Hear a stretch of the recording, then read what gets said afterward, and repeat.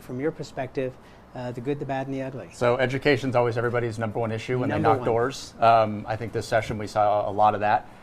The good, student data is no longer being included at 40% of a teacher's evaluation. We were able to knock down that number to 15%, which is a solid win for us. We passed a bill about our education support professionals getting some additional training, which also helps keep pesticides out of our classrooms and schools, so that was a good win. The funding stuff I know is complicated. There were quite a few bills of that nature.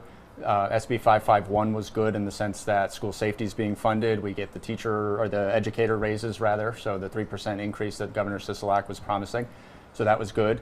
And then within that, there was the school safety, and then unfortunately we had to eat the cost of the opportunity scholarships again, but we're happy to see that that program's kind of being phased out a little bit based on how much they allocated. The budget did increase the base funding by about 4.2%. That's about as good as we're going to get without raising new revenue. And I think they did everything they could to find that money. So those were good things. We always talk about increasing the base. They did that.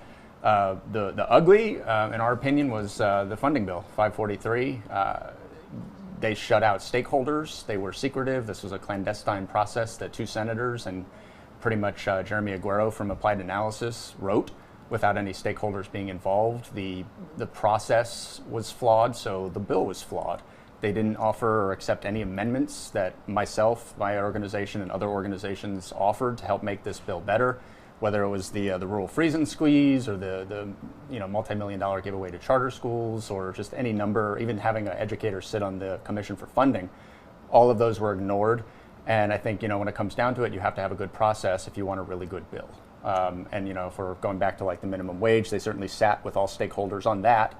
They got to an agreement, and I think that's the way the bills should be processed, but this is not how that funding bill was. So that's unfortunate, because I think what's going to happen with that is we're going to spend the next 2 years trying to figure out how to fix this bill, as opposed to helping implement the bill. Were you disappointed that the funding for the 3% was being bumped down to the county level? I think we expected it, just given how the collective bargaining works, that it was going to be kicked down to the district. I think 309, which was another funding bill from Speaker Frierson, that's got some good items in there. I think that's really the only way to do it. I mean, it's been said that this bill was a dedicated funding source for teachers. Unfortunately, it's not.